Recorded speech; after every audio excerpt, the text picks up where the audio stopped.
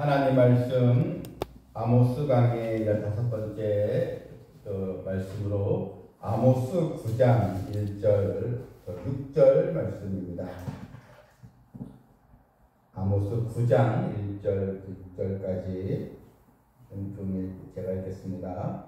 내가 보니 주께서 제단 곁에 서서 이르시되 기둥 머리를 쳐서 문지방이 움직이게 하며 그것으로 부서져서 무리의 머리에 떨어지게 하라. 내가 그 남은 자를 칼로 죽이니 그 중에서 한 사람도 도망하지 못하며 그 중에서 한 사람도 피하지 못하리라. 그들이 파고 스올로 들어갈지라도 내 손이 거기에서 붙잡아 낼 것이요 하늘로 올라갈지라도 내가 거기에서 붙잡아 내릴 것이며 갈멜산 꼭대기에 숨을지라도 내가 거기에서 찾아낼 것이요 내 눈을 피하여 바다 밑에 숨을지라도 내가 거기에서 뱀을 명령하여 물게 할 것이요 그 원수 앞에 사로잡혀 갈지라도 내가 거기에서 칼을 명령하여 죽이게 할 것이다. 내가 그들에게 주목하여 화를 내리고 복을 내리지 아니하리라 하시니라. 아멘. 아모스 이 9장의 내용은 이제 북왕조 이스라엘에 대한 하나님의 심판 예언의 말씀, 또 5번째 환상의 말씀이 나옵니다. 이제 마지막 이 환상의 내용입니다.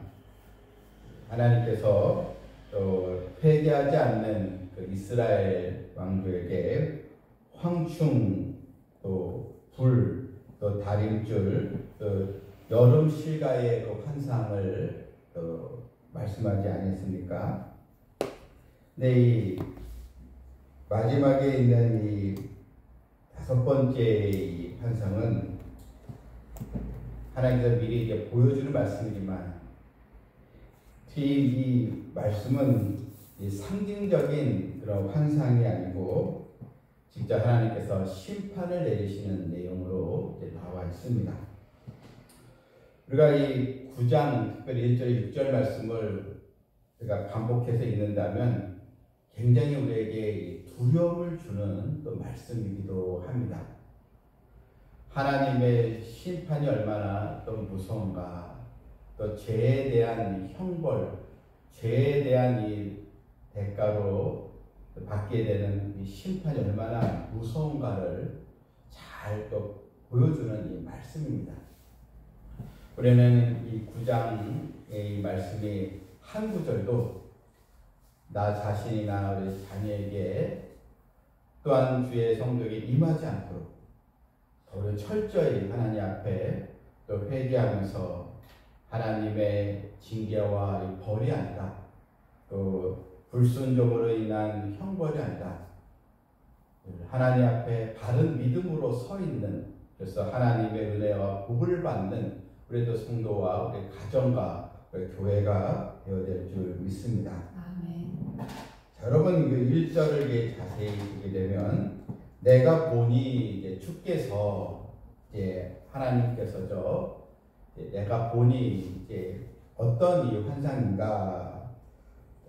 자, 주께서 제단 곁에 서서 이르시되, 이 제단은 바로 예배의 제단이죠. 제단 곁에 서서 이르시되 기둥이 머리를 쳐서 문지방이 움직이게 하며 그것으로 부서져서 무리의 머리에 떨어지게 하라. 자, 얼마나 여러분 우리도 이 오래전에 삼풍백화점이 무너졌을 때 수백 명이 죽었잖아요. 그 백화점의 대형 건물이 와르르 무너지지 않았습니까? 그런데 그들이 예배 이 처소에서, 그것도 이제 무슨 뭐 환락가에서 심판받는 것이 아니고 나름대로 그들이 예배 재단에서 예배를 드리고 있는데, 자, 여기에 하나님께서 심판을 내리십니다. 여러분 참 이 본문을 보게 되면 아이러니한 게 백성들이 또한 이 귀족들이 또 술 파티를 하고 무슨 환락의 장소 이런 또 그런 세상적인 그런 일을 하다가 심판을 받는다면 당연한데 이게 지금 예배 현장에서 지금 심판을 받고 있어요. 그만큼 이들이 얼마나 하나님 앞에 제단 곁에 예배를 드리면 그 예배가 하나님과 아무런 관계가 없는 정말 이 형식적인 예배, 하나님이 없는 예배를 드리고 있었다. 우리가 볼 수 있어요. 자, 여러분 제단 곁에서 이르시되 기둥 머리를 쳐서, 그러니까 그 건물의 이 예배 처소의 이 기둥이 중요하잖아요. 기둥이 무너지면 다 무너지지 않습니까? 마치 삼손이 블레셋에게 잡혀갔을 때 블레셋에서 3,000명이나 된 사람들이 대형 연회를 열고 즐기고 있을 때 삼손이 하나님 힘 주세요 하면서 그 기둥을 쓰러뜨리자 그 안에 있는 사람들이 다 3,000명의 사람들이 순식간에 몰살당하지 않았습니까? 그래서 이 기둥 머리를 쳐서 문지방이 움직이게 하면서 마치 지진이 난 것처럼 움직이게 해서 그것이 이제 부서져서 무리의 머리에 떨어지게 하라. 지금 나름대로 예배를 드리러 왔는데 다 무리의 머리에 떨어지게 해라. 그러니까 하나님께서 얼마나 진노하셨는가를 볼 수 있습니다. 그리고 그 남은 자는 남을 피했습니다. 그런데 그 남은 자는 칼로 죽이리니 그 중에서 한 사람도 도망하지 못하며 그 중에서 한 사람도 피하지 못하리라. 여기서 한 사람도 도망하지 못하고 한 사람 피하지 못하리라. 그러면 이 9장 1절의 말씀은 결국 아수르가 침공했을 때 그때 사실 벌어진 사건이기도 합니다.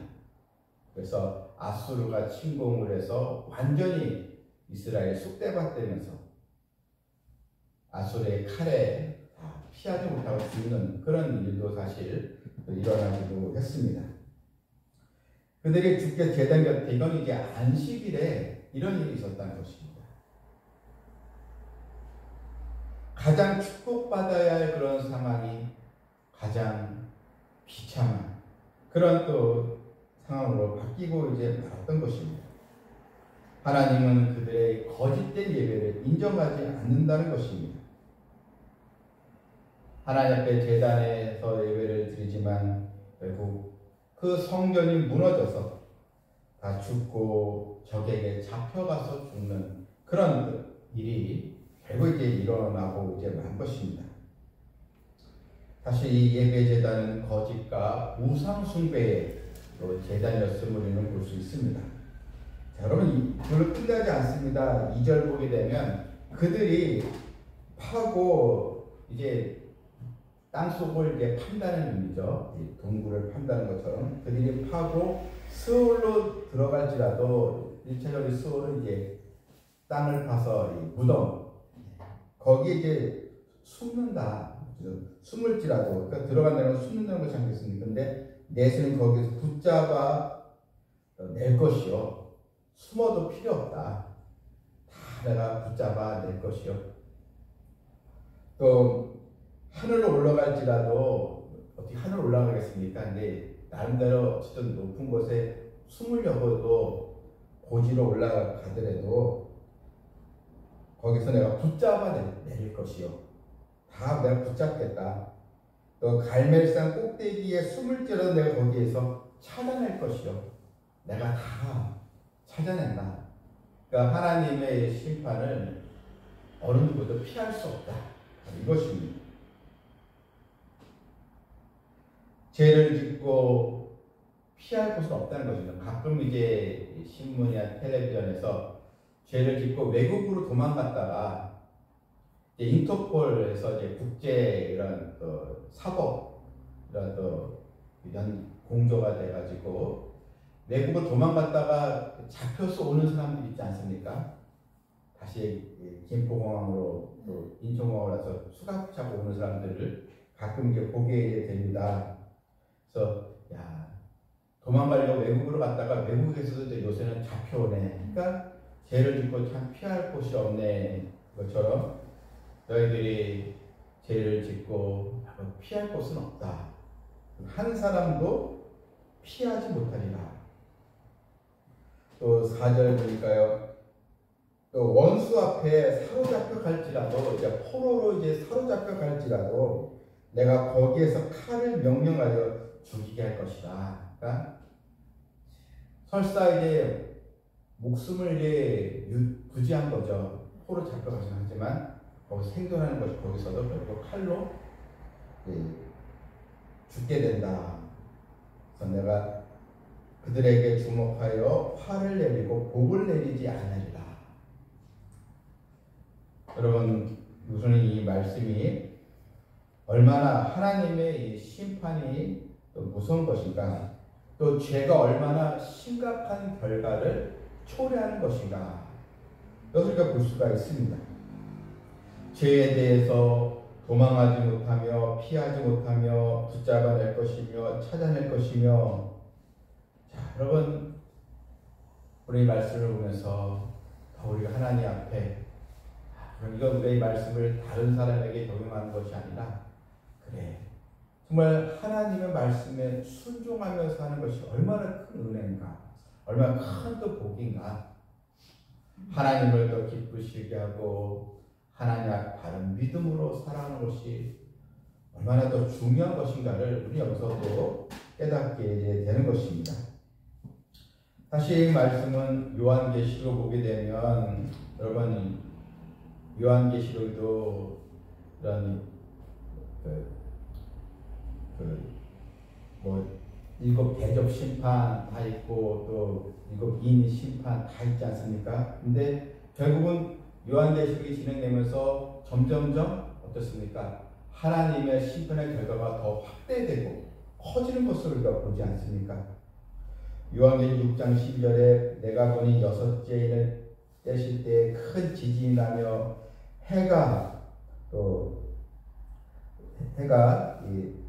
총담같이 걷어지고 온 달이 다 피같이 되며, 또 이런 하늘의 별들이 무화과나무가 대풍에 흔들려 과실이 떨어지는 것이 땅에 떨어지며, 또 17절 보게 되면 그들의 진노의 큰 날이 이렇으니 누가 능히 서리요. 하나님의 진노의 심판, 하나님의 이 마지막 심판은 얼마나, 그 심판에서 그 불신자들 어느 누구도 피할 자는 바로 없는 것입니다. 하나님은 이 모든 이 만물, 모든 이 생태계까지 하나님께서 주관하시고 또 운행하시는 아버지십니다.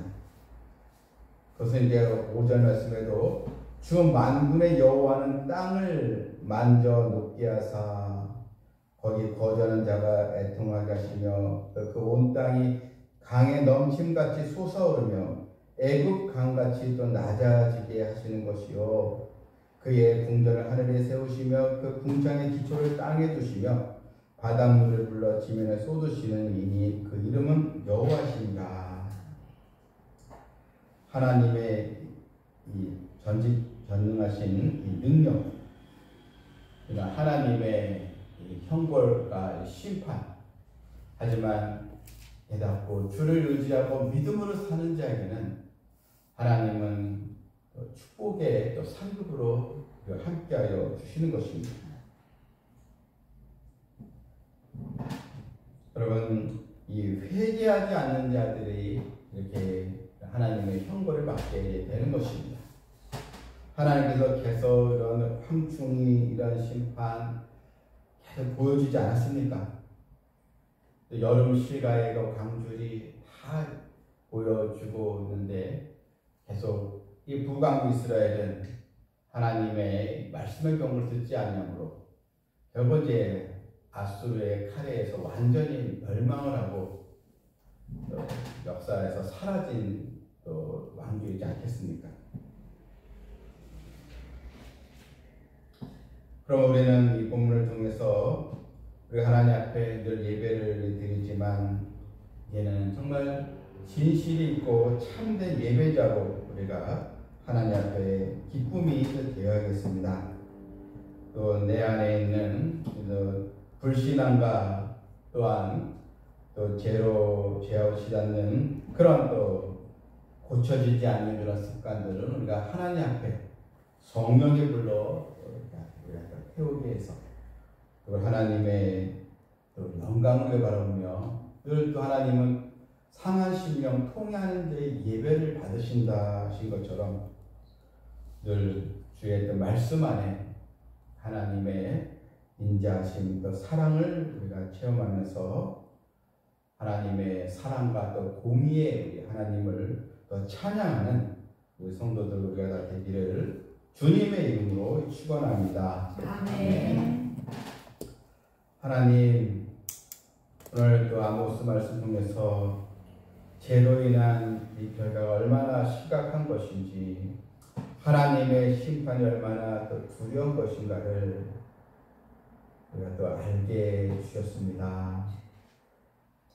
이 말씀이 또 나에게 또 나를 깨닫게 하고 나에게 바른 믿음을 또 서게 하는 하나님의 또 말씀을 우리가 또 받아서 더 철저히 또 회개하면서 또 우리가 하나님 앞에 바로 서 있는 믿음 또 남을 또 정죄하고 판단하는 것이 아니요 늘 하나님 앞에 나는 어떤 모습으로 있나를 살펴보면서 오직 하나님 앞에 기쁨이 되고 하나님의 영광의 도구로 쓰임받는 우리 삼성비전교회 모든 성도들 다 되게 하여 주시옵소서. 아멘. 예수님의 이름으로 기도하옵나이다. 아멘.